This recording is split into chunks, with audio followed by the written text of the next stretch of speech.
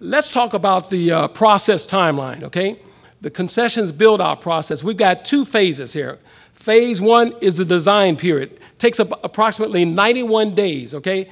30% design presentation is due 46 days from board approval. So if the board approves it in January, on January 1st, let's say that, because it's the first Thursday of every month, so it's first Thursday in January, if it's presented at that time, you got 46 days from that point to submit your 30% design, okay?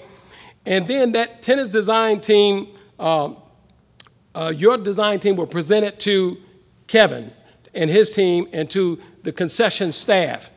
So if that's the food and beverage manager, the food and beverage manager will be included in that presentation, or if that's the retail manager, will be included in that presentation, or if that's the passenger services and amenities manager, whomever that may be, that's relative to your particular concept will be engaged in that meeting, okay?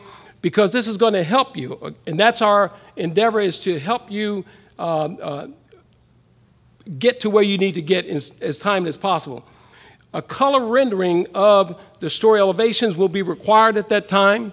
And again, this is the phase one segment. And then you've got 100% code submittal that will be due 45 days after that period. So that's a 91-day process, okay, in which you have to adhere to so that we can keep the program moving forward. Now, let's augment to phase two. Phase two is a construction period. That's approximately 90 to 150 days, okay, depending on the concept. Construction start is a maximum of 10 days from the issuance of the permit. So you've gone through the process, you've submitted your design presentations and what have you, but once you get that issuance of permit, you got 10 days to start. And we've got it designed like this for a particular reason, because as I said early on, when in fact we finish the phasing of the trip, we're all tripped together on Terminal A, Section A, and we're bringing it back up, we want to be certain that you're ready to start. So let's move forward. Again, construction requirements, okay? The timeline of the tenant submittal process, this is very, very important, okay? So I'm not going to try to read it all, but I want everyone to take a quick second and notice what you see here, okay? And we made it large font for folks like me. Okay, so if you need glasses, hopefully you can see what we're talking about. But the commencement date, okay, is day one. And then you got your pre-design meeting, okay? That's 15 days out. Okay, we talked about the 30% schematic, if you will. Remember, we just talked about 45 days out, if you will, 46 days out. So this kind of walks you through. You got your TPC review. You got your 95% construction document review. You've got your code submittal, code review. Now, let's go back to a couple of slides earlier when I said internally they're working with the codes department with you to ensure that when you get to this point that you kind of got it buttoned tight. Makes sense, right? So we want you to see the continuity of what we've tried to, not what we've tried, because it takes forever to try, what we've actually put together so that you can maximize this process and, again, keep it user-friendly. Then you've got your potential resubmittal, if in fact there's some resubmittals that need to occur, okay?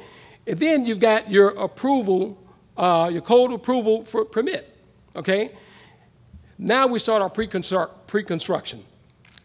This entire process, construction timeline that varies by concept, could take anywhere from 7.5 months to 9.5 months, okay? That doesn't mean that you can't do it sooner than 7.5 months, depending on the efficiencies that you've built into your concept, your process, working with the tenant project coordinators could see that, yield that sooner than later, if you will. But again, this is only an estimate, so depending on how well you prepare yourself and work with this team, it makes a difference for you on a time, from a timing standpoint. The sooner we can get open, the sooner everyone can start servicing the customers, you can make money, everyone can be happy. We can all get on that trip again, okay? I like that. So let's talk about the submittal of information, okay? Your document submittal, 100% code review. There should be 10 sets of signed and sealed by a Texas registered architect, the drawings, if you will. Again, 10 sets that must be signed and sealed. And that's very, very important, if you will. And then you've got the construction application. That must be submitted with the sealed drawings.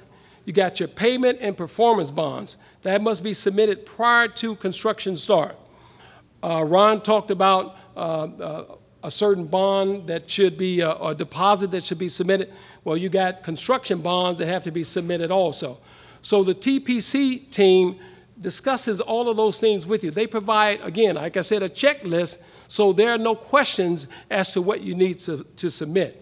The capital investment cost estimates have to be submitted prior to construction start, okay? Then the contractor must provide the required insurance, okay? Because we won't allow you to begin without the ample insurance that's required. Now, after you've completed your project and the construction is done, you have to submit certified capital investment costs to the concessions department. We need to know your total capital investment for that location. It's very important that in your agreements you read that and you adhere to that. I cannot overemphasize the importance of that, okay? So it's a good measure, and it's in the benefit of everybody that occurs. Okay, at the same time, there's some additional information that you may need. And so what Kevin and his team, what they've done, they've made a commitment that they will host additional information meetings on design and construction process if you're interested. Now, like I said earlier, I did this when I was in Washington, D.C. I opened me a store when I was in New York. I opened me a store when I was in San Francisco.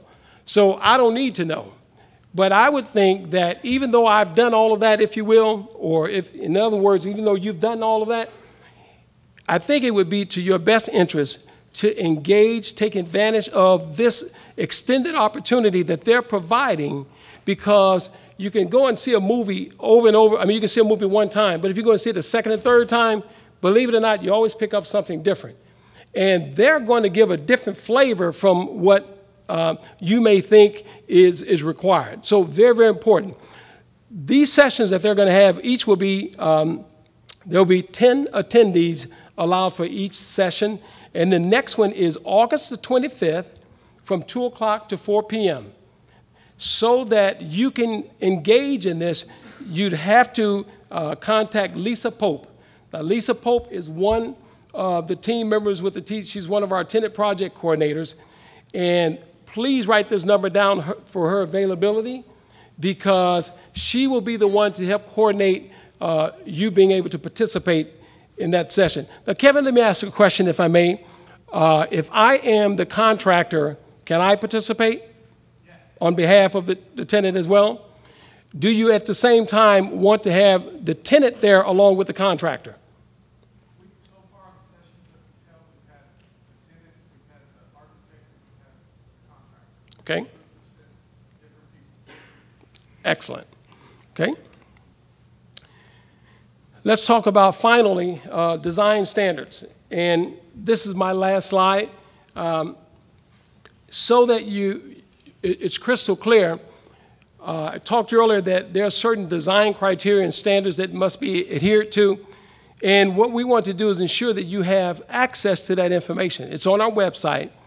That way you can look at what's pertinent to your area of expertise, or your area of concept, if you will, and get the specific design criteria so that you can start building your program in accordance with that. And, you know, it's called the Facilities Maintenance Guide, if you will there. It's called the Tenant Design Manual for Terminals A, B, C, and E. And then, so this kind of gives you what our design criteria calls for. And it has Tenant Design Manual for Terminals A, B, C, E with an addendum. So be mindful of the fact, if you're looking at it, get it all. Don't stop and say, I got it, and then you got an oops, because look for the addendums also, okay? So based on that, we think that, and hopefully we've given you the appropriate information to help you through this process. We've put in place the right opportunity if you have further interest and need additional information to go and get it beyond today, because this is our last outreach. And we think that all that we've given you up to this point leads you to this point.